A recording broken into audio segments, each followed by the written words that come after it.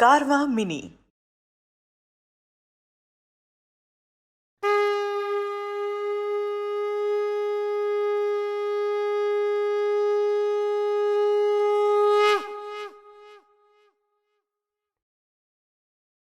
Hare Krishna, Krishna Krishna, Hare Hare, Hare Rama, Rama Rama, Hare Hare. Ashaddhana Purusha Dharmasya Asya Parantapa. Lord Krishna says those who do not have faith and doubt the revealed scriptures, they come back to this cycle of birth and death. For such a person, there is no happiness either in this life or in the next. But one may ask, how do I have faith on something which I cannot see and perceive in my current status of life? So this is a dilemma. Without faith, you cannot advance. And if we ask anybody to advance, they tell, I'll repeat. If we ask anybody that for advancement you need to have faith, they ask, how can I put faith? So this dilemma is perfectly resolved in this 17th chapter of Bhagavad Gita, Divisions of Faith.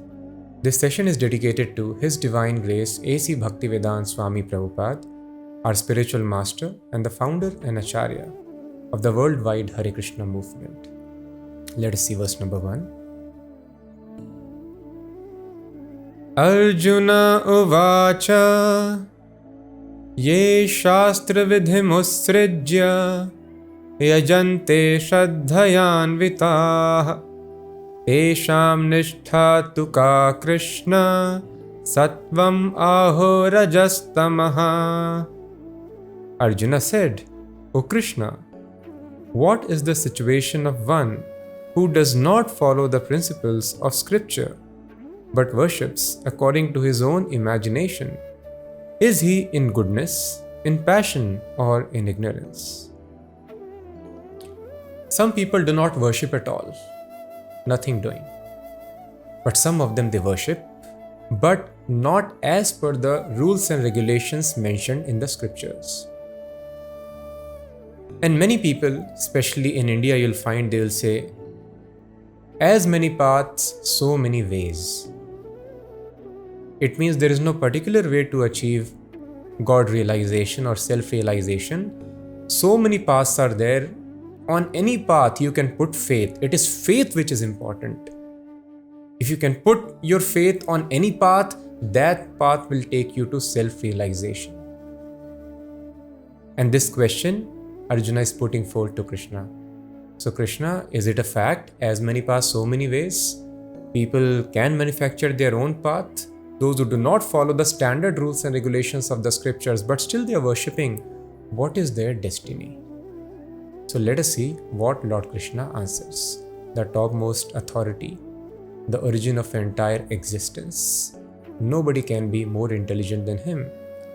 So Lord Krishna replies, Shri Bhagavan Vacha Trividha Bhavati Shraddha Dehinam Sa Swabhavaja Satviki Rajasi Chaiva Tamasi Cheti Tam Shrinu.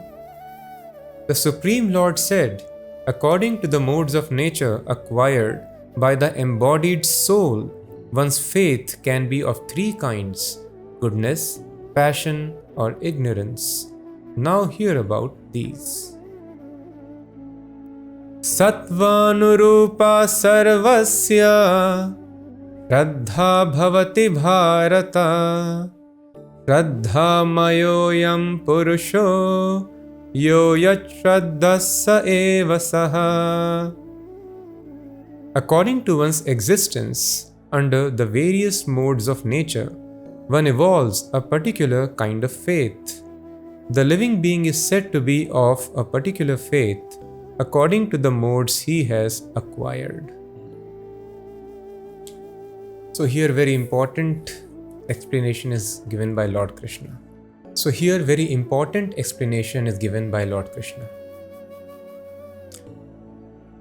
Every person is having some faith, Krishna is telling. Nobody is faithless. But the faith is as per the modes of nature living entity has acquired by one's association with goodness, passion, or ignorance. So nobody is faithless. A moth is convinced, if I can jump into fire, I will get bliss. But the end result is death instead of bliss. But this is the faith of moth. This represents the faith in mode of passion and ignorance. Person thinks, sense gratification will make me very, very happy, materialist things. If I enjoy senses, my life would be blissful.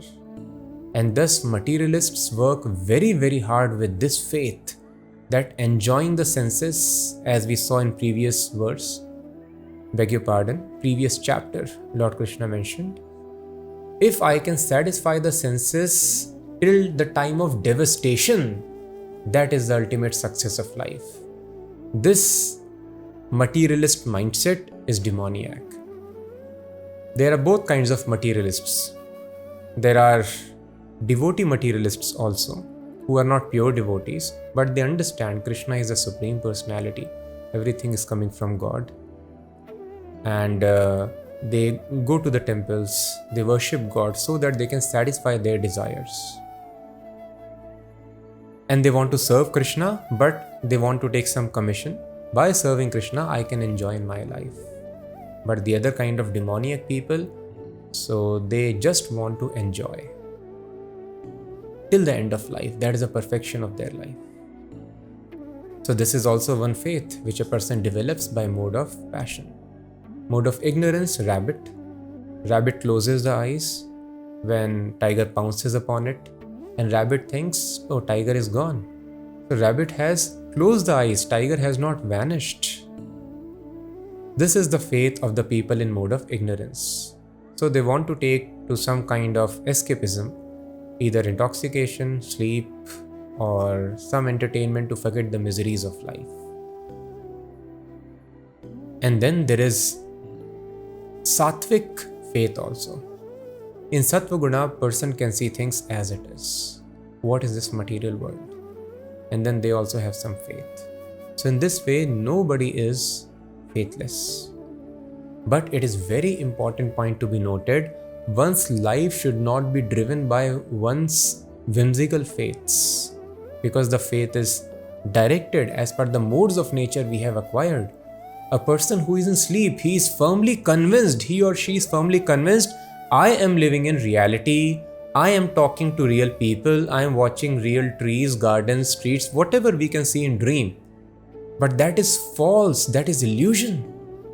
Such kind of faith puts a person into temporary happiness or misery, but all that is based on a platform of illusion. Mirage. Animals are chasing the mirage in the desert, convinced, oh, water is very near, I'll be satisfied if I drink it. But then this faith is faith in illusion, mode of ignorance. Why then are we giving so much importance to the faith as long as we are stuck on this material platform? I should understand, I should not give value to such faith. When I transcend the modes of nature, the material nature is not affecting me, then yes, then I can put faith on my faith. Otherwise, one should not put faith on one's faith, beliefs, the sensual perceptions, because they are the result of modes of nature. So we have to understand this point very, very carefully. Then we will not be confused in life, because our mind sometimes will create confusion, will create such artificial faiths which lead us to disaster.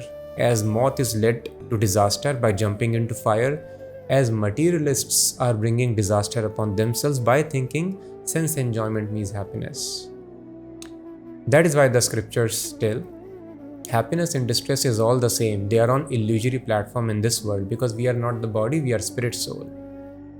So this another kind of faith which is false is created because of ahankar, a subtle energy which Lord Krishna has mentioned in Bhagavad Gita. Bhumirapo nalo vayu kham mano buddhirevacha ahankar iti yamme. This ahankar, fine subtle energy, puts a false faith in us that I am this body. So satisfaction of body becomes the aim of life. So this is also false faith that I am this body. I will die with the death of body. This illusion is also created by the material nature. That is why human life is meant for liberation. Once we are liberated, then we can understand about God. That is why the Upanishads don't directly mention about God in many places. First effort is to take a person out of the clutches of material nature.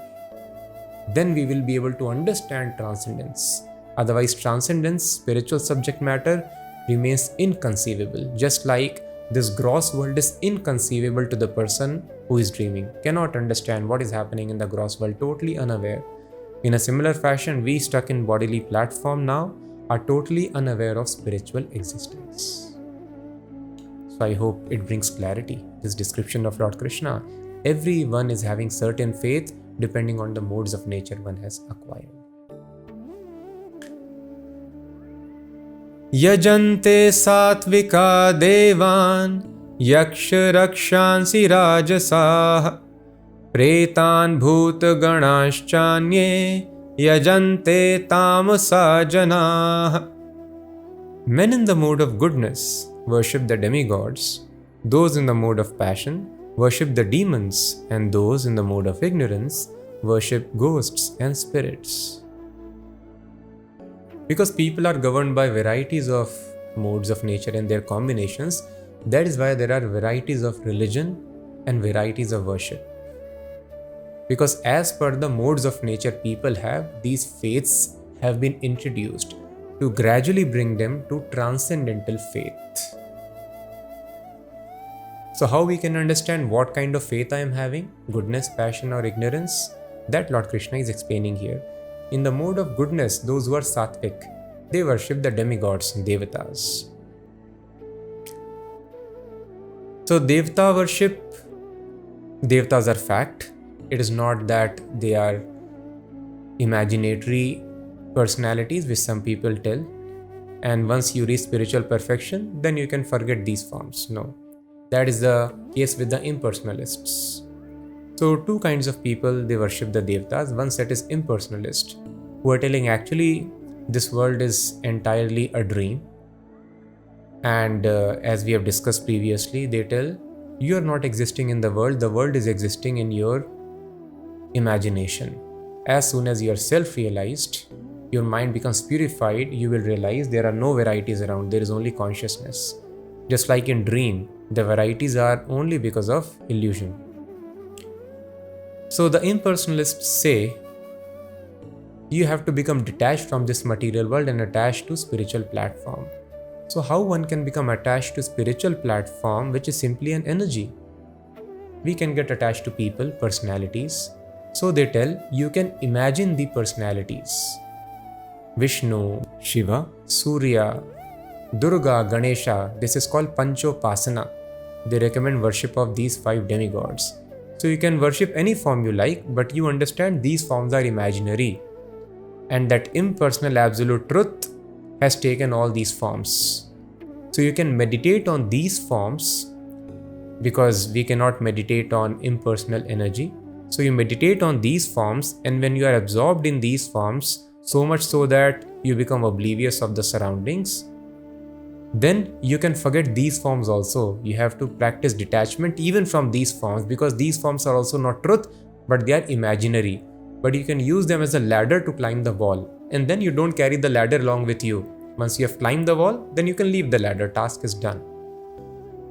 In a similar fashion, these demigods are like ladders, these forms. They may worship Vishnu, Krishna also, but for them, these forms are also imaginary. So you worship very nicely, and once you have reached the platform of liberation, then you become detached from these forms as well. There is another kind of personalities who worship the devatas for material benefit, not necessarily impersonalists. But they worship the devatas, they have faith that yes, devatas exist on their planets. but they worship the devatas for some material benefit. So we have to understand that this impersonalist theory is not fact. The world is not simply imagination, the varieties are not your hallucination, but the varieties are fact. That is why Lord Krishna has told, Bhumi rapo nalo vayu kham mano buddhir evacha. Earth, air, water, fire, sky, mind, intelligence, these are my energies. Krishna is not telling these are hallucinations. Only Brahma is energy. Yes, Brahma is energy. That Brahma transforms into Mahat Tattva, as Lord Krishna has described, and Mahat Tattva then further transforms itself into these 8 elements, 5 gross and 3 subtle. So earth, air, water, fire, sky, Krishna is telling these are real energies. These are my energies. This material world is not false, but it is temporary. This material body is not false, but it is temporary. Thinking that I am this material body is false. So material body is not false. The snake which we are seeing on the road is false, but something is there, that is rope. Rope we are perceiving as snake. So that is false, but substance, something is there. The way we are perceiving that is false. So this material body exists, made of Kap, Pit and Vat. But thinking that I am material body, that is false. This is the proper understanding. So impersonalists are in immature stage of spiritual understanding, but still they are in Sattva-guna. So these impersonalists and other materialists, they worship the Devatas. Then comes the next class, those who are in mode of passion. They worship demons and they worship some concocted gods. They are very expert in creating gods, making gods. After World War, there is a case, somebody was worshipping Hitler. Because of this war, his business grew so much that he started worshipping Hitler. Some people who are not able to understand the form of Supreme Lord, they deride temple worship, deity worship in the temples. But then, such people make the statue of their leader and they'll erect it on places of public meetings, and then they will put garlands and all such things. So in other way, they are also doing deity worship. But no, you cannot worship the deities in the temple, but worshipping the form of your leader, that you can do very nicely. So there are many such people who are worshipping celebrities, sportsmen. So such people are considered in the mode of passion, or some person who can show little magical power. I'll repeat. Or some person who can show little magical power. They give them god status. So concocted gods or worshipping demons, it comes in the mode of passion. Then there are some people who are in mode of ignorance. They worship ghosts and spirits. Especially in the villages in India you will find, and other places also, black arts, black magic. So in mode of ignorance, person wants to destroy other person. So they take to worship of ghosts. As soon as they come to know that ghost is living in this tree, they will go and start worshipping the tree, offer some sacrifice over there. So everybody is worshipping, but as per the modes of nature they have acquired.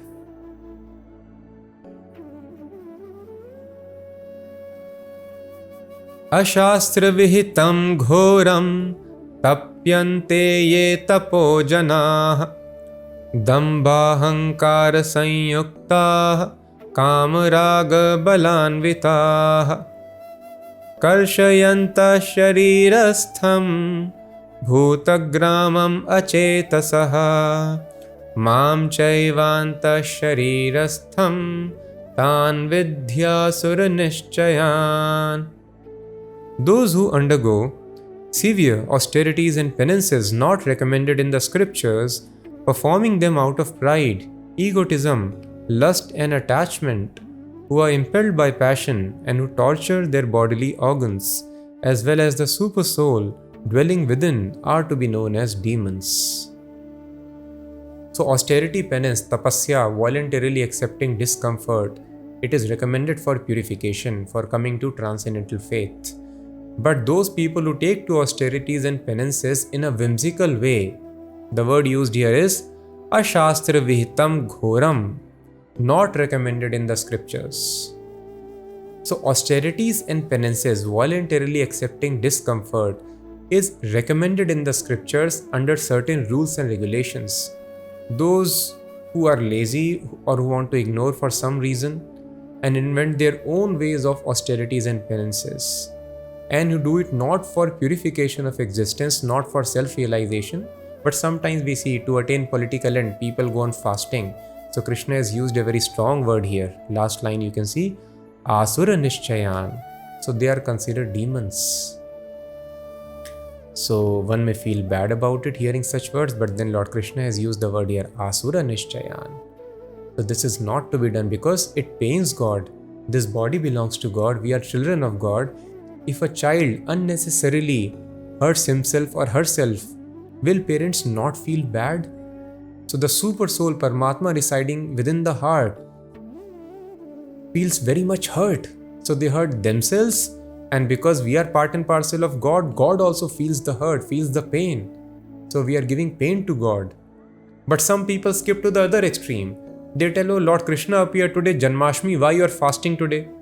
Some people or some spiritual organizations, I don't know, might be they have not even read Bhagavad Gita because it is so clear austerities are required. So their logic is, because you are part and parcel of God, why you are punishing yourself on this day or any other day? You should be happy, you should be satisfied, you satisfy your senses, and because you are part and parcel of God, satisfying yourself means satisfaction of God. So there is no need of any austerity and tapasya. It is violence, unnecessarily hurting, creating problems for yourself. So we have to take the right path. Both extremes are wrong. Telling that all austerity, all discomfort in life is bad, and satisfying your senses is satisfaction of God. So enjoy the world. Another extreme, unnecessarily torturing oneself for any other purpose than self-realization, for material or political ends, that is also not good. So just like hard work, studies is an austerity, even for material success a person has to do. So if the child is taking such hard work, such austerities for studies, for career, parents would be happy. But the same child is taking such hard work unnecessarily for sense enjoyment, parents might be worried. They will feel the pain. Child is spoiling his future. In a similar fashion, as per the rules and regulations of the scriptures, one has to follow austerities and penances.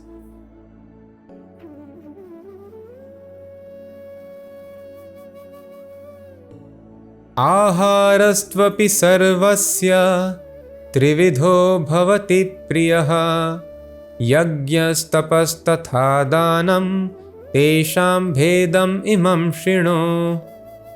Even food of which all partake is of three kinds, according to the three modes of material nature.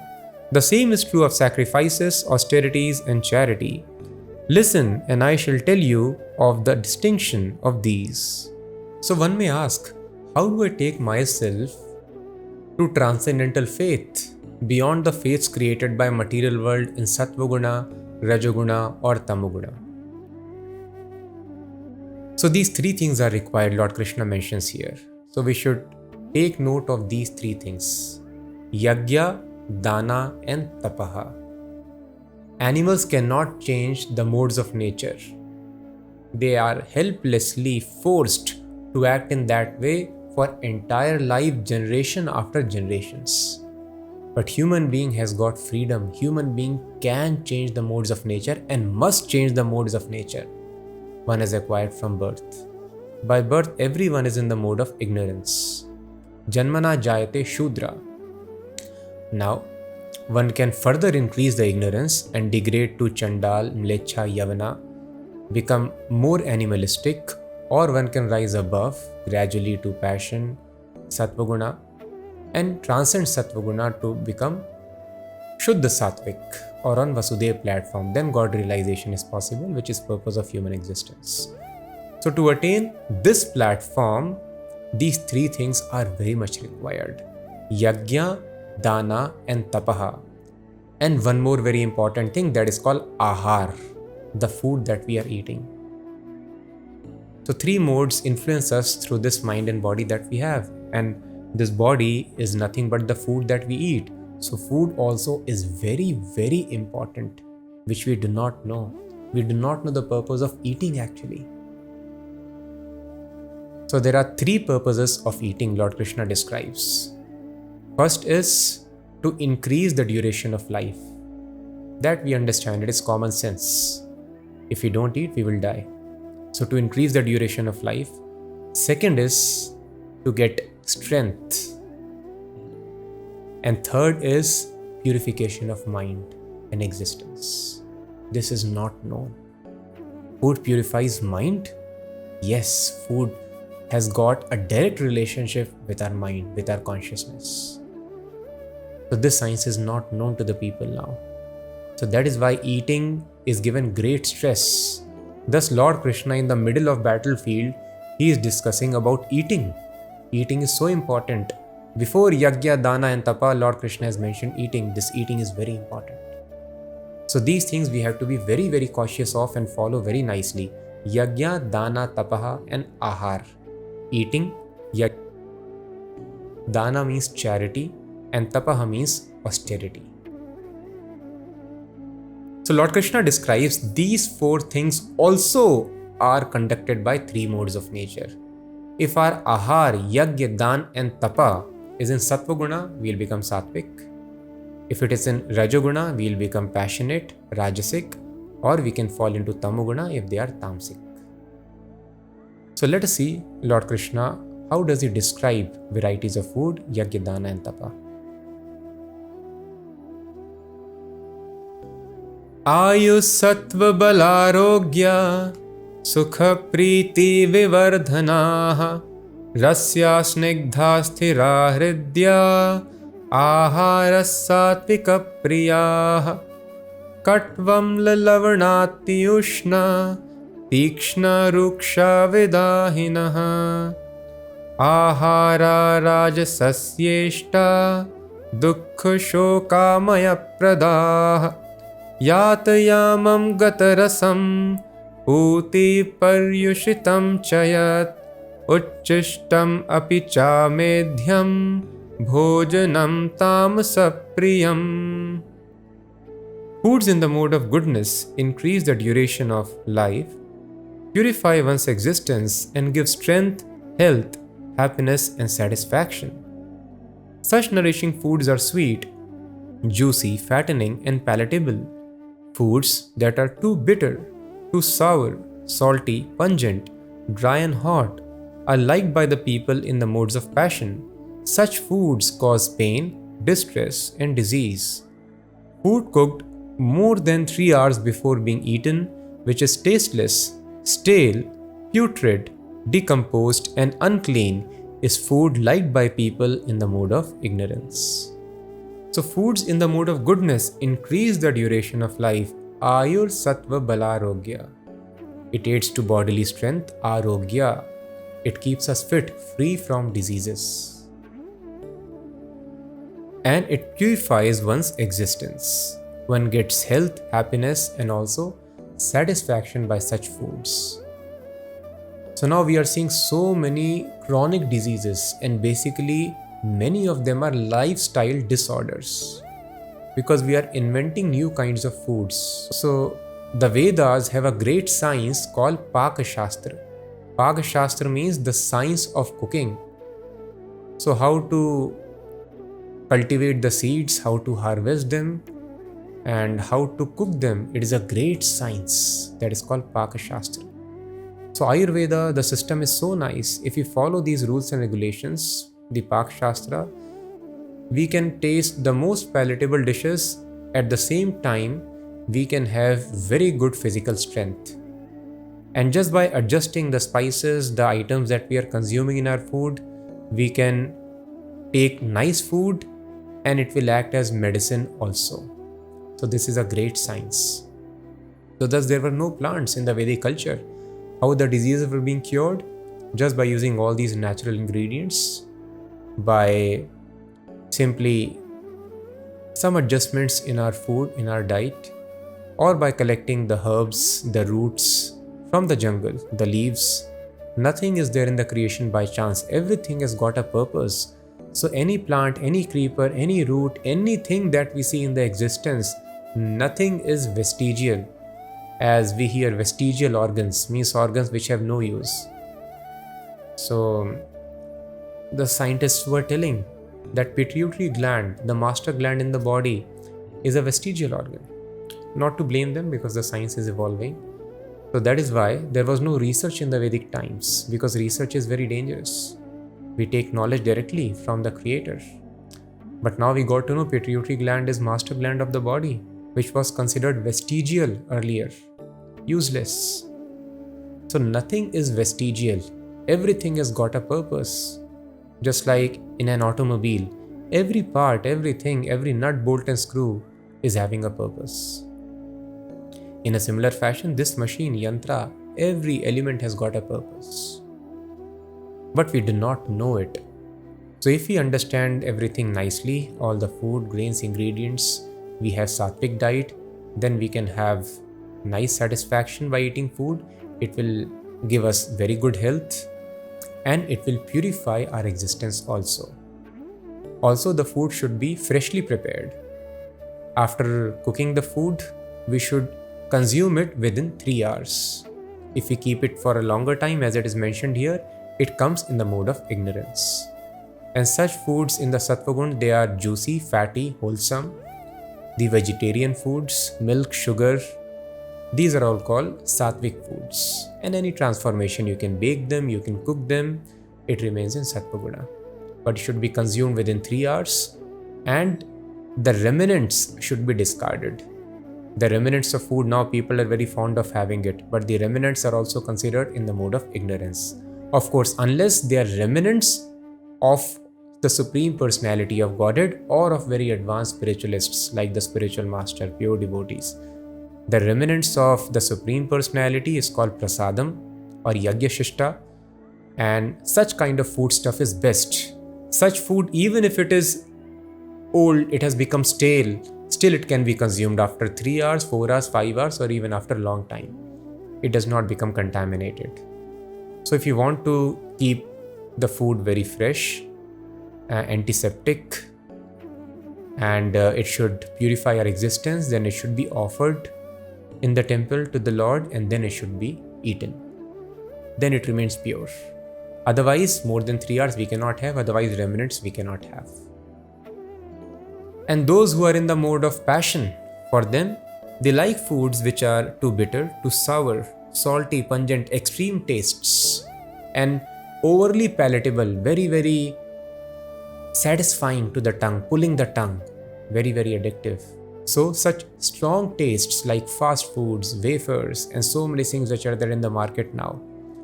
So these are rajasic foodstuffs. These foodstuffs create disease. So this kind of foodstuff should be avoided as far as possible. And then what is tamasic foodstuff? Food cooked more than 3 hours before being eaten, which is tasteless, stale, putrid, decomposed, and unclean. Non-vegetarian foodstuffs. Very foul, very bad smell comes out of it. Of course, if a person is very, very tamasic, such people are attracted by such smell. But a person who is in higher modes, sattvic person or even rajasic person, may puke at the smell of such foods. But such decomposed foodstuffs, they are liked by the people in the mode of ignorance.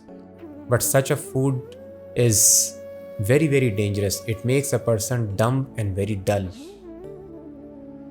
So a person cannot understand even material world properly, what to speak of spiritual life. So thus it is very important. It is a great science. If we eat such foodstuffs, then we come in the mode of ignorance. And same thing holds true for even onion and garlic. Some people ask, why do we avoid onion and garlic? In many spiritual communities, it is avoided. Because onion and garlic also produce the same effect as tamasic foods. They are tamasic in nature. They also agitate the senses.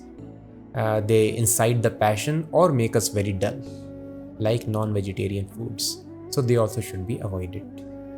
So there are some exceptions. Even though it is written here, foods that are very hot, they come in the mode of passion. But milk should be consumed while it is very hot. Milk should be so hot that we should not be able to drink it but only sip it. And such milk goes to brain. Otherwise, if you take cold milk, it goes to drain.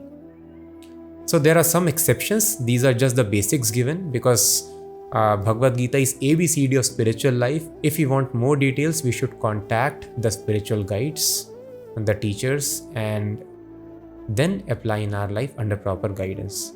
So there are always some exceptions. One might tell, oh, this food is very old, but no, it is prasadam, it is offered in the temple to Krishna. So it does not matter, it is not tamasic. So one should take not just sattvic foodstuffs, but more than sattvic, that is called prasadam, which was mentioned in 3rd chapter, verse number 13. Yagya shishtashina santo muchyante sarvakil vishay. So eating just vegetarian food is not enough. That vegetarian food should be offered in sacrifice or in the temple to the deity. And then that food is very antiseptic, very purifying, and one comes to the spiritual platform by eating such remnants.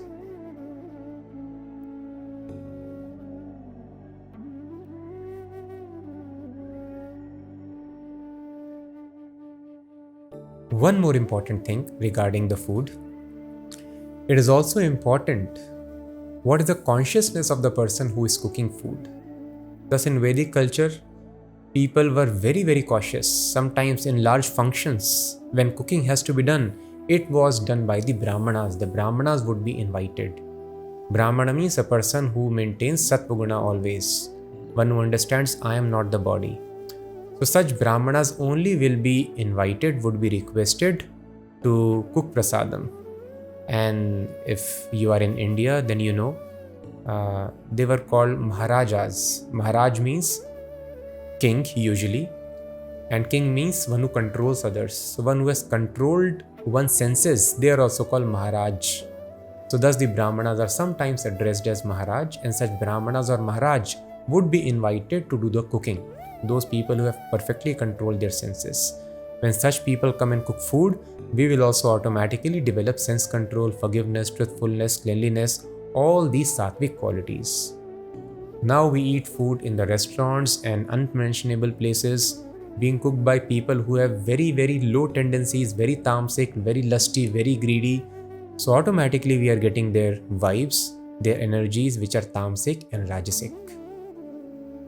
And without working very hard, we will feel very lusty, very greedy, and we'll get carried away by these base qualities. So one who is cooking food is very important. Now father, mother both are working. Nobody is there to cook food at home. And then we get a person who don't maintain very clean habits, very good character, who are indulging themselves in illicit sex, meat eating, intoxication. Such people cook food. Then automatically we will get such stressed mindset, and we will also have illicit desires in our life, and the whole life will be put into chaos. So it is very important. Sattvic person should cook food. Sattvic food should be eaten after offering it to Lord Krishna. When it becomes Shuddha Sattvic, then that is the best food which is to be consumed. Afala kankshibhir yagyo vidhidrishto ya ijyate yashtavyam eveti manaha samadhaya sasatvikaha. Or sacrifices, that sacrifice performed according to duty and to scriptural rules and with no expectation of reward is of the nature of goodness. Now ahar is over. Now Krishna is mentioning yajna or sacrifice. As we discussed previously, yajnarthat karmano anyatra lokoyam karma bandhana. The purpose of one's actions is to do sacrifice. Otherwise, karma bandhanaha, a person gets entangled in the laws of nature. So when one acts only so that one can sacrifice the results of one's actions, such action is liberating. An action should be done only to get liberation. So if a person is performing sacrifice according to duty, basis one's situation, in the Varnashrama system, different duties are prescribed for different people. So according to duty and to scriptural rules and with no expectation of reward, I am doing this yajna not for getting material benefit. So whatever material facilities we are having in our life, It is illusion that it is because of my hard work. No. It is because of yagya, dana and tapaha that we have done in this life and previous lives. So yagya, dana, tapa is very important. Yagya means sacrifice, dana means charity, and tapaha means austerity. Now in this life, of course, if we do not do anything, how much ever yagya, dana, tapa we have done, we will not be able to get the results. Nahi suptasya singasya pravishanti mukhe mrga. So one should not go to the other extreme. Let me keep on sleeping. So the scriptures are mentioning, Nahi suptasya singasya. If a tiger is sleeping, tiger is thinking, I am very strong. Let me sleep and open my mouth and animals would enter. It is not going to happen. Tiger has got strength by the previous work, but still tiger has to go out for hunting. And then it can get its food. In a similar fashion, we have done yagya, dana and tapa. Now we have to do regulated work. It's just like a government job. Usually in government jobs, the promotions, they happen regularly and you do not get such overtime payments and your work hours are prescribed 9 to 5. You go and do a job and then you'll get your salary which is fixed.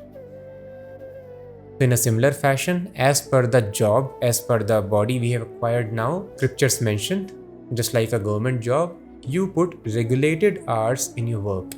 Maximum 8 hours we should put in one's work, and then whatever is destiny, it will unfold. Now in this life, if you think, let me keep on working harder and harder, I'll achieve more results, it will not happen. As per destiny, as per yagya, dana and tapa we have performed previously, we are going to get the results. But in this life also, we need to act in a regulated fashion. So it should not be with the expectation of such results. Let me do now yagya, dana and tapa, charity let me do now, so that I'll become very wealthy, so that I'll get fame in this life, recognition. No, it should not be done. Without expectation of any reward, when we do sacrifice, then that is in the mode of goodness. Abhisandhaya tu phalam dambhartham api chaivayat ijyate bharata shrestha tam yagyam vidhi rajasam. But that sacrifice performed for some material end or benefit, or performed ostentatiously out of pride, is of the nature of passion, O chief of the Bharatas. So simply for show off or to get some material benefit, if we do it, in the next life I'll get a good family, riches, education, spouse, followers, then that is in the mode of passion. Vidhihinam asrishtanam mantrahinam adakshinam shraddha virahitam yagyam tamasam parichakshate. And that sacrifice performed in defiance of scriptural injunctions, in which no spiritual food is distributed, no hymns are chanted, and no remunerations are made to the priests, and which is faithless, that sacrifice is of the nature of ignorance. So important words used here are vidhihinam, not as per the rules of the scriptures if we do it, and these three things are missing. So any worship, any sacrifice we are doing, these three things are important. Which three things? Asrishtanam, food should be distributed, sanctified food which is offered to the Lord.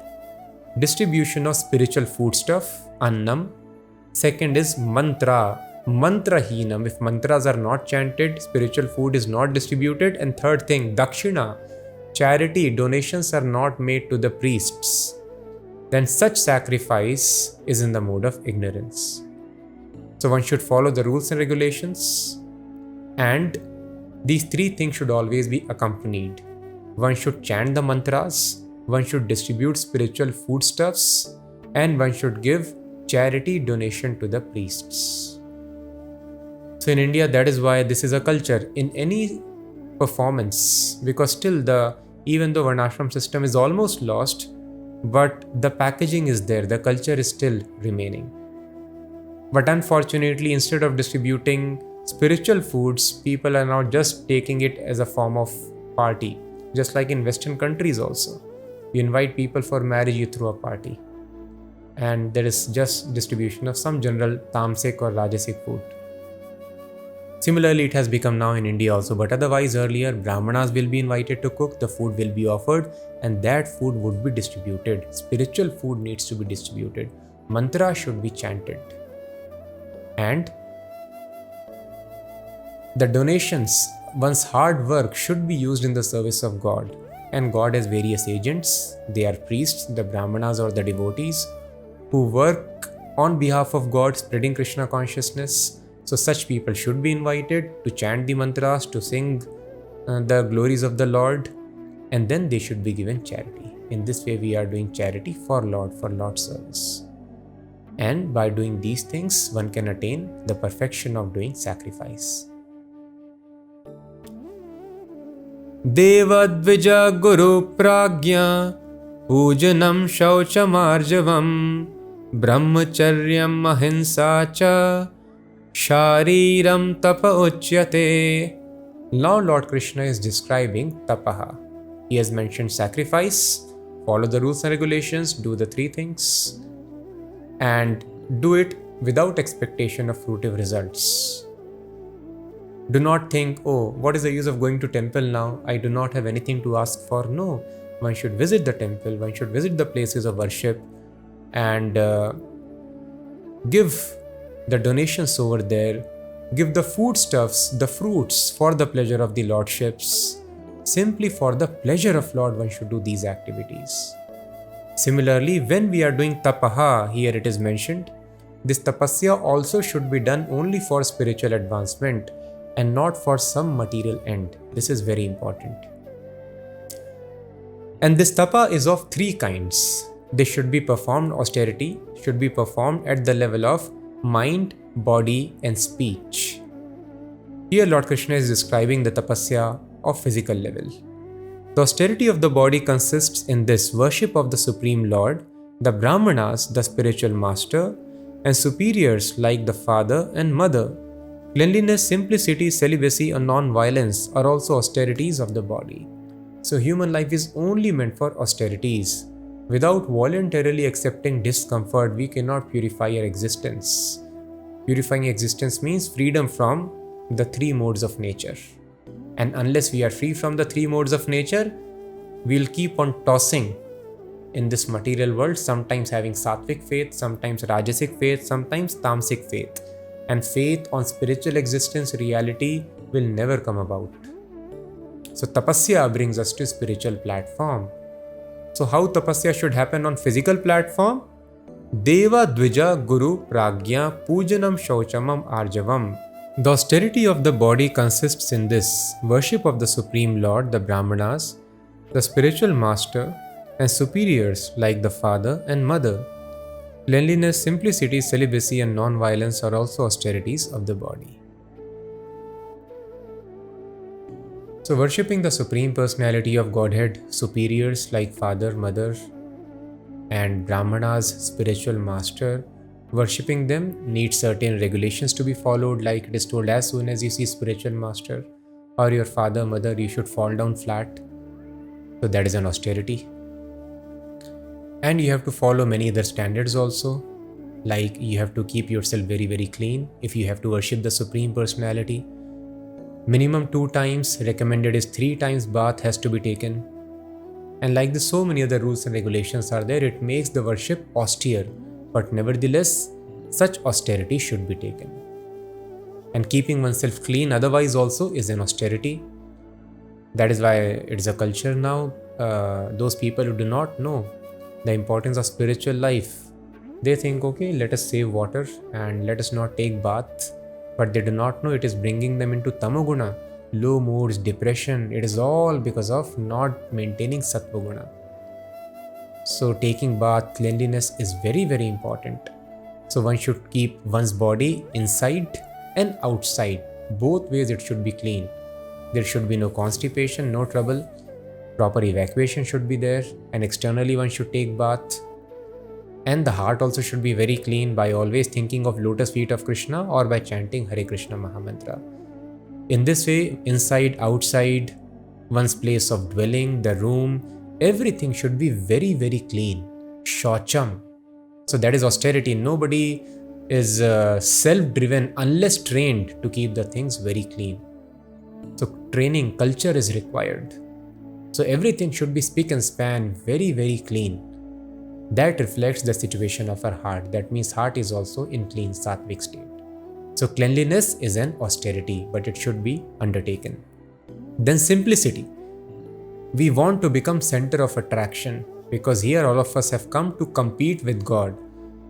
God is the center of attraction, but here I want to attract others by being very flashy and stylish. So the simplicity is also austerity, and that should be undertaken. Simple living and high thinking. Celibacy, brahmacharya, it is very, very difficult to control the force of genitals, reproductive organs. That is why celibacy is recommended for everyone.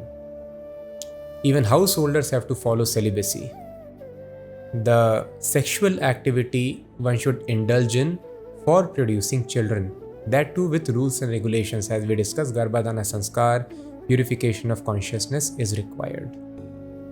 So even the householders, if not for producing children, they should abstain. And brahmacharis, vanprasthas, sannyasis, students, they should maintain perfect celibacy. It is very, very important. This is tapasya of the body. And last element mentioned here is non-violence. Simply for satisfaction of tongue, we are killing so many animals. So this is violence. So one should not consume meat. That is austerity of the body. And also if we have strength, we want to beat the other person sometimes. Such aggression is not good. Yes, for self-defense, violence is required. For maintaining law and order, violence is required. In the service of Krishna, violence is good, but not otherwise. Not simply for satisfying one's ego or to bully others. No, one should not do violence. So non-violence, brahmacharya, celibacy, worshipping Supreme Lord, Brahmana, spiritual master, and superiors like father and mother, these are all austerities of the body. Body becomes pure by executing these principles, sattvic in nature. Anudvegakaram vakyam satyam priyahitam chayat swadhyayabhyasanam chaiva vangmayam tapa uchyate. Austerity of speech consists in speaking truthfully and beneficially and in avoiding speech that offends. One should also recite the Vedas regularly. Now, how one can practice voluntarily discomfort at the level of speech? By always talking beneficially. We want to gossip and chatter for no use. So all this, we are seeing so much of social media, people keep on typing, so much of chatting is happening. So we should be very careful. Every talk should be dovetailed in the service of Krishna. Either we should chant the names of Krishna, discuss the philosophy of Krishna, explain Krishna consciousness, or if it is required for our vocational duties, jobs and business, it should be done, but it should be minimized. Unnecessarily, one should not talk. So talk should be beneficial. And if it is not done for that reason, then such talk is harmful. Such talk decreases the duration of life. Such talk is very, very detrimental in control of mind and senses. So talk should be beneficial. That is austerity. It is difficult to do only beneficial talk. Then it should be truthful. One should not speak false. And very important, anudvega karam vakyam, avoiding speech that offends. Sometimes we become agitated and we want to hurt the other person by talking something. And other times, for no reason, consciously, unconsciously, we offend others. Such speech should be avoided. Speech should be priyakaram, should be very, very pleasant. It should not offend others. Even if there is agitation, one should try to control and be sober. Devotee does not get offended, agitated by other speech and does not speak in a way that is offensive. Of course, exception is spiritual master. Spiritual master should be very, very straightforward with the disciples because disciples have surrendered themselves to know the truth. So if you read Srimad Bhagavatam, just like here, it is told, those people who fast for political purpose, other material reasons. Krishna has told Asuri, demons, if I have done this in ignorance or for whatever reason, it may hurt me. But because Krishna is speaking to Arjuna, Krishna is being very, very direct. So to the student, the teacher should be very, very direct. But those who are not students, even if you have knowledge, you should not speak so that the others become agitated in their minds. Thus, it is told among the 10 offenses while chanting the holy names, one offense is to instruct a faithless person about the glories of the holy name. The holy name of Krishna is Krishna himself. But if we speak to the person who is faithless, he will commit offenses and will degrade in spiritual life. So one should not try to preach to the person who is not surrendered, who is not faithful, who is not austere, who is not devoted, because they may get offended, upset. So one should not create such speech which can be offensive. Very, very important. This is called austerity of speech. Next, austerity of mind. Manav prasada saumyatvam maunam atma vinigraha bhava samshuddhir ityetat tapo manasa muchyate. And serenity, simplicity, gravity, self-control, and purity of thought are the austerities of the mind. It is difficult to keep the mind very serene. Mind is like a monkey, always jumping from one thought to another. So serenity, simplicity, gravity.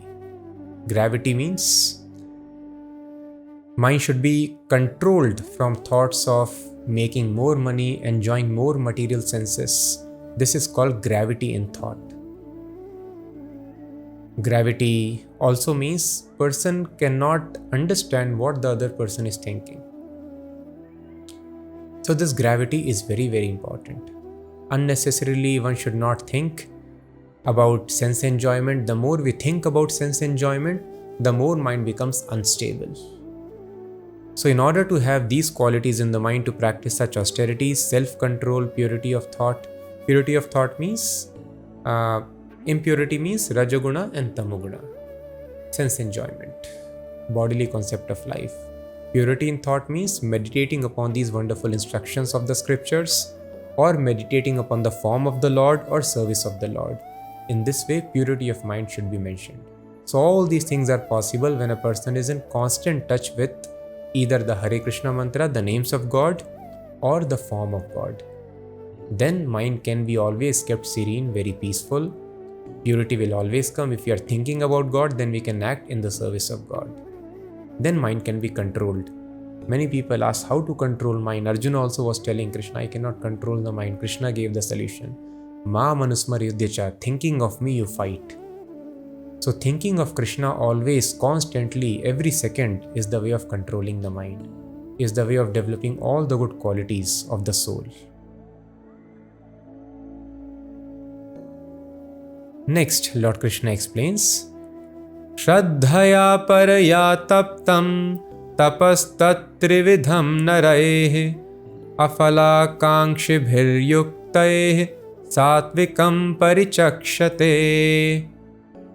This threefold austerity practiced by men whose aim is not to benefit themselves materially but to please the Supreme is of the nature of goodness.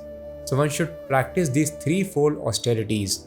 Voluntarily, discomfort should be accepted at three levels: mind, body, and speech. I feel like talking harshly, I should not talk. Mind is jumping from one thought to another, sense enjoyment, it should not be allowed. Body doesn't want to worship Supreme Lord, so many rules and regulations are there, I feel tired. No, one should worship. Mind doesn't feel like bowing down, one should bow down to elders, to the superiors, like Brahmana, spiritual master, and the Supreme Personality of Godhead. Cleanliness must be maintained. So these austerities, if performed not for any material benefit, but for the satisfaction of Supreme Lord, then such austerities help us to gain transcendence. Satkarmana pujartham tapodambhena chaivayat kriyate tad iha proktam rajasam chalamadruvam. Those ostentatious penances and austerities which are performed in order to gain respect, honor, and reverence are said to be in the mode of passion. They are neither stable nor permanent. So these austerities which are done for gaining respect, sometimes people go to Himalayas, undergo long spell of austerity so that they can get some powers and they can attract followers. So that is not good. Or they want to show off so that people can worship them. So it is mentioned here, such austerities, if done for gaining recognition, fame, honor, they are in the mode of passion. One should not desire any honor, any respect from others, only for the satisfaction of Supreme Lord. Then it is in the mode of goodness. Mudha grahenatmano yat pidaya kriyate tapaha parasyot sadhanartham va tattamasam udahritam. And those penances and austerities which are performed foolishly by means of obstinate self-torture or to destroy or injure others are said to be in the mode of ignorance. Just like Hiranyakashipu performed or other demons, they perform austerities out of obstinacy. So God comes not because he is very much pleased, but he is getting disturbed. Entire universe got disturbed. So Lord Brahma came there and he told, what do you want? So such people, they want to destroy. The demons want to destroy the demigods, the powerful devotees who are controllers in charge of the affairs of universe. With this end, they engage themselves in austerities. So such austerities are in the mode of ignorance. Datavyam iti yaddanam diyate nupakarine deshe kale cha patre cha taddanam satvikam smritam. That gift which is given out of duty at the proper time and place to a worthy person and without expectation of return is considered to be charity in the mode of goodness. Krishna has described yajna, sacrifice. Krishna has described tapaha, austerity. Now Krishna is describing charity. Donations are to be made at proper place, time, place, and the candidature has to be considered. So the charity should be performed, it is mentioned, in the place of pilgrimage, or at the time of eclipses, or at the end of month, or to the brahmanas, or in the temples to the devotees. If a person does charity without following the rules and regulations, so that one can have material comforts in life, then that is not in the mode of goodness. Strictly as per the rules and regulations of the scriptures, to proper candidates who are representatives of the Supreme Lord, the brahmanas and the devotees, to them charity should be done. That charity brings us to the mode of goodness. Yattu pratyupakarartham phalam uddishya va punaha diyate cha pariklishtam taddanam rajasam smritam. But charity performed with the expectation of some return, or with a desire for fruitive results, or in a grudging mood, is said to be charity in the mode of passion. If I think, because it is mentioned in the Vedas, if you do charity, the same money you will get in next life, it is not lost. If you give to a qualified person, like a brahmana, you can get back 10 times or 100 times depending upon the qualification. And if we give it to the devotees, the pure devotees, the money comes back unlimited times and we get blessings of the Supreme Lord. So if a person thinks, oh, let me do now so that I get good returns in future 10 times, 100 times, then such charity is in the mode of passion. If the charity is done in a grudging mood, because of pressure, somebody forced me, so much money I have given, it should not be given, then that charity is also in the mode of passion. Adesh kale yaddanam apatrebhyascha diyate asat-kritam avagyatam tattamasam udahritam. And charity performed at an improper place and time and given to unworthy persons without respect and with contempt is charity in the mode of ignorance. Improper place, improper time, improper person. So charity, it is a science. At proper place, at proper time, to proper persons it should be given. If these injunctions are not followed, or even if it is done to devotees and brahmanas, you do without respect, then such charity is considered in the mode of ignorance. So one should be very, very careful. With great respect, with awe and reverence, thinking that this money does not belong to me, it belongs to God, so thus it belongs to the representatives of God. So I should give it to them. So feeling bad that I am not able to give more, actually everything belongs to God and His representatives. But I am so much in bodily concept, I have to keep something for my maintenance. In this way, in such humble state, charity should be given. And if we are doing it in a way that is not very respectful to improper candidates, sometimes out of material sympathy, one may think, oh, this person is poor, let me give money to that person. And he or she indulges in intoxication from that money. Many beggars do that. They take begging as easy means of livelihood. But it is mentioned in the scriptures, Dhumrapan rate vipra danam kurvanti enara. If a person is engaged in smoking and you give charity to that person, then that person will suffer.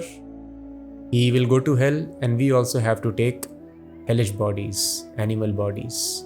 Because we gave money, he broke the laws of nature, he did intoxication. So we became the cause of his degradation. So you should be very, very careful. If wrong use happens of the money we are giving in charity, we also will suffer. Om Tat Sat iti nirdesho brahmanastri vidha smritaha brahmanastena vedascha yajñascha vihitah pura. From the beginning of creation, the three syllables Om Tat Sat have been used to indicate the supreme absolute truth, Brahm. They were uttered by Brahmanas while chanting Vedic hymns and during sacrifices for the satisfaction of the Supreme. Tasmado mityudaritya yagyadana tapakriyah pravartante vidhanokta satatam brahmavadina. Thus the transcendentalists undertake sacrifices, charities and penances beginning always with Om to attain the Supreme. So Om Tat Sat has to be chanted while doing any act of sacrifice, penance or austerity. These were chanted by Lord Brahma in the beginning of creation, and thus in displic succession, everyone in executing any spiritual endeavor should execute it while chanting Om Tat Sat. What does it mean? That is explained here.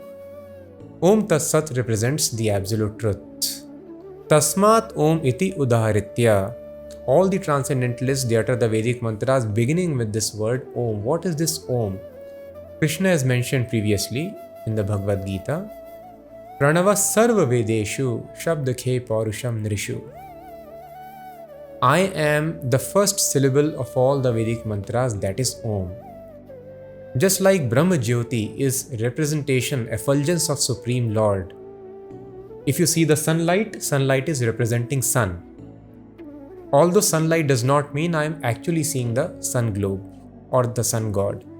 In a similar fashion, Brahma Jyoti represents Krishna. Brahmano hi pratishtaham, that is coming from Krishna, the Supreme Lord.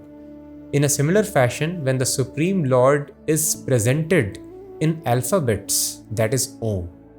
Om is impersonal representation of Krishna.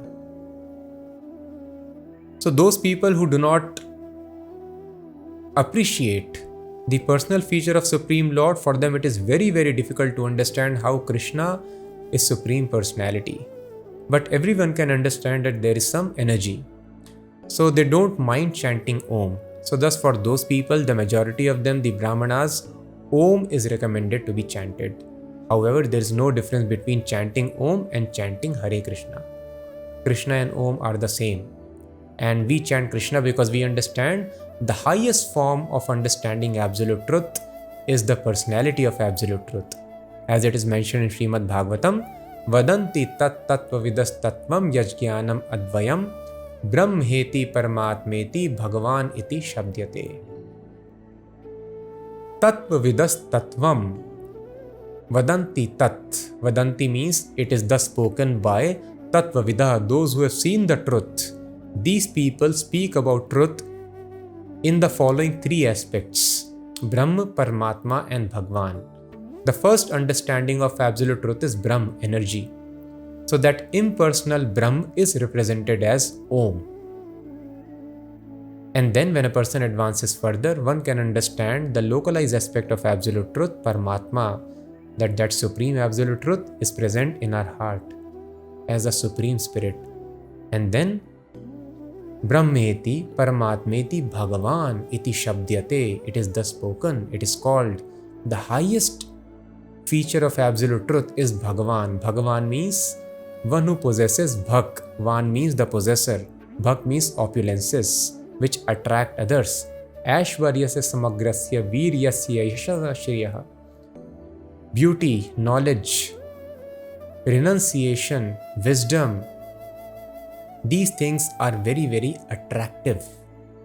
So one who possesses all these six features in completion, he is called Bhagwan. One who is most beautiful, most rich, most wise, most strong, and most renounced also at the same time. He is called Bhagwan. So this feature, Bhagwan feature, only a person can be beautiful. Only a person can possess wealth. Only person can possess fame. So thus, Bhagwan feature is the highest understanding. So the topmost transcendentalists, they chant, that is why Krishna tells, Sarva guhyatamam bhuyaha. The topmost understanding is this, my personal feature. So everyone is not expected. But this everyone in the training, proper brahmachari training, in the Gurukul, everyone is expected to learn at least the impersonal feature, Om is the absolute truth. So that is why this is the general recommendation which is mentioned here. You chant Om. So Om is there in all the Vedic mantras to indicate that unless Om is present, the absolute truth is present, everything else is rendered ineffective. Janmadi asya yataha. Absolute truth is the cause of creation, maintenance and annihilation. So that is why Om, being a representation of the absolute truth, makes all the Vedic mantras effective. So chanting Om means I am doing any activity of yajna, dana and tapa on behalf of absolute truth. The second word which is used to indicate absolute truth is Tat. Vadanti tat tattva vidah tatvam. Tad vijnanartham sa gurumev abhigachet. Tat vijnanartham. And it is mentioned in 4th chapter also. Tad vidhi pranipatena. Tad means that. That indicates supreme truth, absolute truth. Tattvamasi, you are that. You are not this body, you are that. You are that same supreme Brahm, absolute truth. So Tat indicates the absolute truth. That is what Lord Krishna is mentioning in this verse. Tad iti anabhisandhaya phalam yajna tapa kriyaha dan kriyascha vividhaha kriyante moksha kankshibhihi. One should perform sacrifice, penance and charity with the word Tat. The purpose of such transcendental activities is to get free from the material entanglement. So when we are chanting the word Tat, it indicates the purpose of the activities. Tad vijnanartham. Vijnan means the science. Sa gurumev abhigachet. You should approach Guru to understand what science. Tad vijnanartham. Understand science of that absolute truth. So Tat indicates absolute truth. So charity, penance and austerity should be performed with the word Tat to indicate that what is the purpose of all these things. The purpose is absolute truth. Then what about the last word Sat? Sadbhave sadhu bhave cha sad ityetat prayujyate prashaste karmani tatha sachabda partha yujyate yagye tapasi dane cha sthiti sad iti chochyate karma chaiva tadarthiyam sad ityeva bhidhiyate. The absolute truth is the objective of devotional sacrifice, and it is indicated by the word Sat. These works of sacrifice, of penance, and of charity, true to the absolute nature, are performed to please the Supreme Person, O son of Pritha. So when we chant Om Tat Sat, it means Om means the absolute truth, Tat means it indicates what is the nature of absolute truth, and that is Sat. Sat means eternal. So Om Tat Sat, when we chant, it means the absolute truth is eternal. And Om means I am doing this activity of Yagya Dana Tapa on behalf of absolute truth. Tat means I am doing these activities for the purpose of pleasing absolute truth. And Sat means these activities. What is the nature of all these activities? These are Sat activities. Sat means eternal. What is the meaning of eternal activity? They give us eternal results. These activities don't end up in some temporary money, temporary fame, temporary sense enjoyment, but they give us enjoyment which is permanent. They give us opulence which is permanent. Thus these activities are Sat. These activities are on permanent platform. So thus the word Om Tat Sat should be used with all the penances, austerities and charities. And of course, chanting the word Om Tat Sat needs qualification also. The Devatas can chant this and the Brahmanas can chant this, who are very advanced in spiritual life. Ordinary people, now many people, they chant Om, but they are indulging in sense gratification. Then such people, when they chant Om, it will not be effective. We may keep on chanting for a long time, yes, because it is sattvic sound, some effect it can have, some temporary peace it can bring, but it will not result in spiritual advancement. So only advanced spiritual personalities, they are expected to chant Om and Vedic mantras and the mantras like Om Tat Sat. And other people, what they are recommended, that is why it is told Harer Naam, Harer Naam, Harer Naam Ev Kevalam Kalau Nastyev, Nastyev, Nastyev Gatir Anyatha. In Kali Yuga, you cannot follow all these things. So what is the solution? Krishna is recommending you chant Om Tat Sat, but I am not qualified to chant any mantra beginning with Om or Om. So what do I do? So scriptures are telling, Kalau Nastyev, in Kali Yuga, there is no other way, no other way, no other way. Harer Naam, Harer Naam. The names of Hari is the only way. Hari is another name of Krishna. Hari means one who takes away all the distresses of the devotee. So chanting the names of Hari or God is the only way in Kali Yuga. Harer Namayeva Kevalam. So there is no loss if we chant the names of Hari. And as we always discuss, the Hare Krishna mantra, Shodashak Nam Nam, these 16 words, Kali Kalmashanashanam, destroy all the ill effects of Kali Yuga. So we get the same result of chanting Om Tat Sat. So that is why all the devotees, those who follow the Bhagavad Gita, they might be doing any activity, might be cooking in kitchen, they keep on chanting Hare Krishna mantra. So instead of Om Tat Sat, keep on chanting Hare Krishna mantra. Hare Krishna, Krishna Krishna, Hare Hare, Hare Ram, Ram Ram, Hare Hare. You are taking bath, you can keep on chanting. You are walking, you can keep on chanting. Because all our activities are yagya only. We are doing it for the satisfaction of Supreme.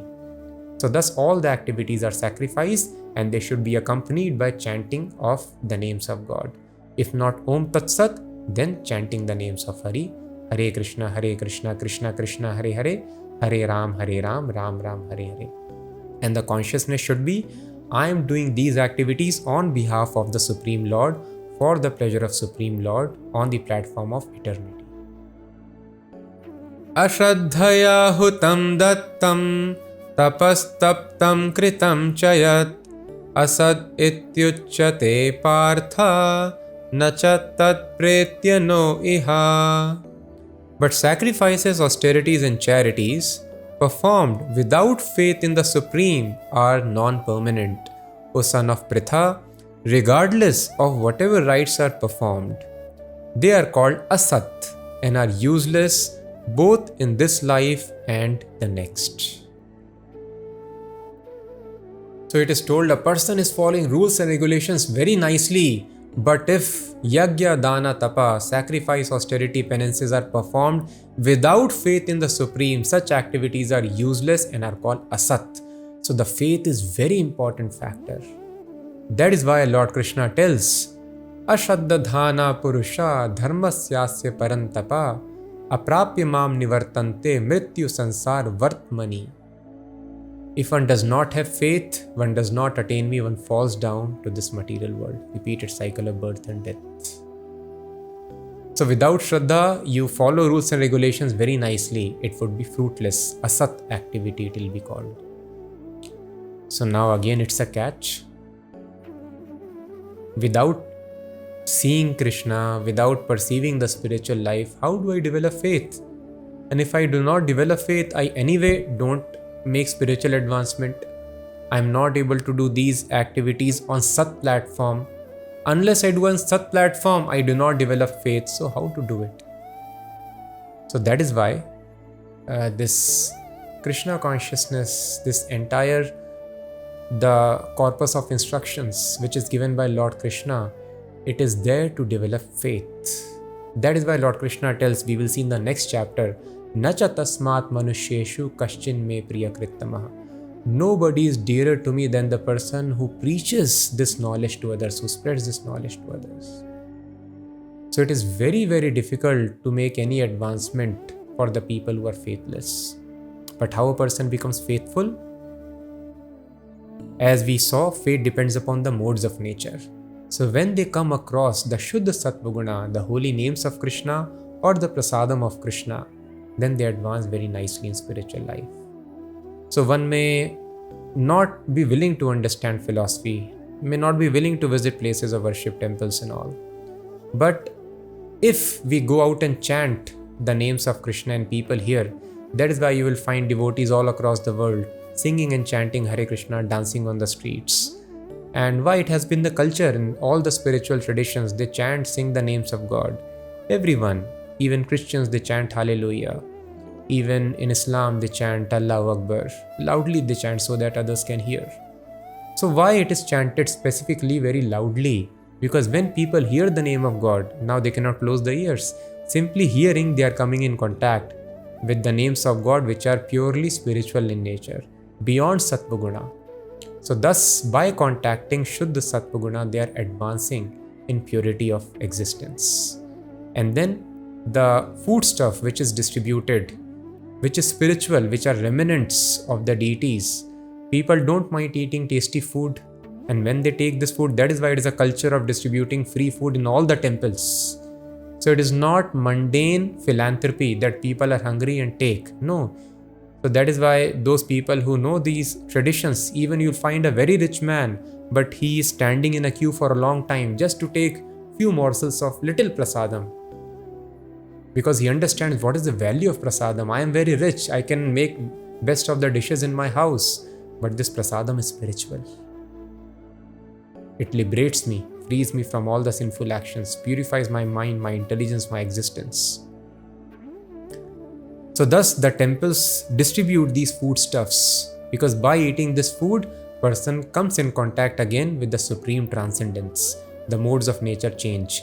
And by hearing the names of Krishna and by tasting these spiritual foodstuffs, when the person has attained sufficient purity, then one can appreciate the philosophy of Krishna consciousness. Thus, in the initial phases, it is not recommended that we should directly go and preach philosophy. Not everyone will be able to understand I am not the body and all these things. So first of all, let the person simply chant and hear. Anyway, there is no harm and no money has to be spent and there is no deterioration of health. We get good peace of mind. So let us sing and chant with attention. Let us make an experiment. And once singing and chanting or meditation on the holy name is sufficient purity is developed, then automatically all these things, the philosophy will make sense. Person will be able to assimilate and advance. Then yagya, dana, tapa, if it is done with faith, then a person advances. Little faith is required in the beginning And that little faith is created by this endeavor of spreading this message to others. So simply if you present this book, person touches the book, person purchases the book, he makes that small advancement. Little inquisitiveness. So let me read, I have paid for this book, what is written inside? You distribute, sing out wherever there is possibility.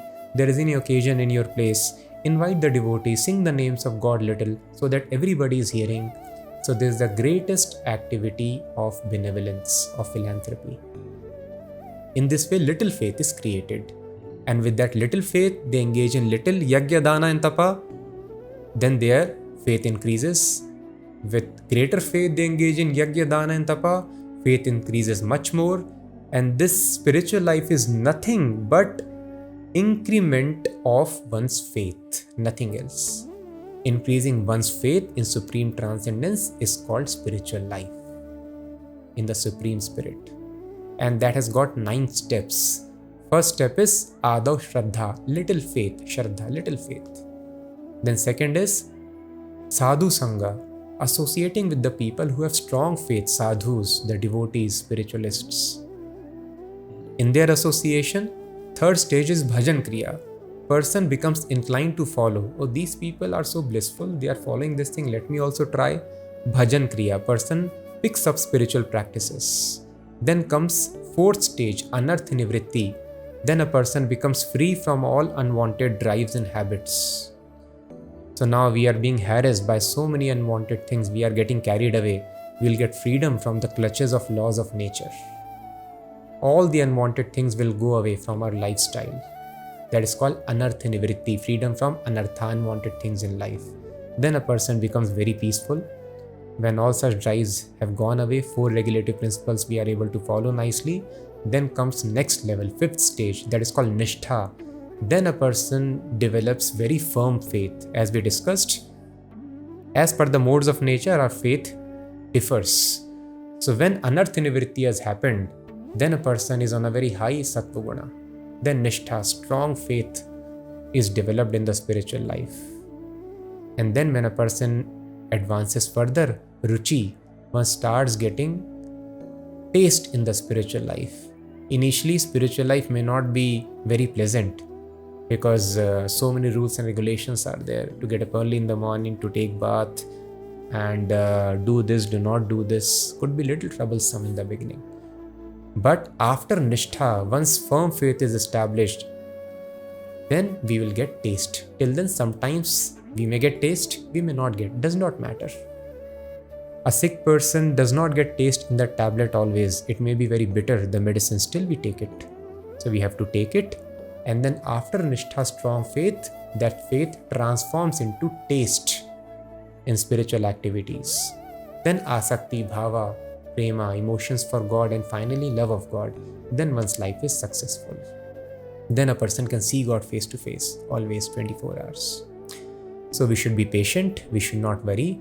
The most important thing we understood is everyone is having faith, but the faith differs as per the modes of nature we have acquired.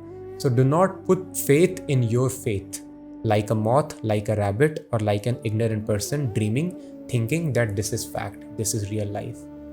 Similarly now, because of these material modes, we are thinking I am the body, and we have no knowledge of the real spiritual existence. So we have to come quickly to the stage of Anartha Nivritti by strictly following the rules and regulations of spiritual master. Then strong faith, Nishtha will come, nobody can shake our faith. We will be able to convince others very scientifically and logically. Then we have taste in spiritual life. And once we have taste in spiritual life, then life becomes advancement, becomes very, very fast, because then voluntarily we would be eager to execute. So we have finished 17 chapters.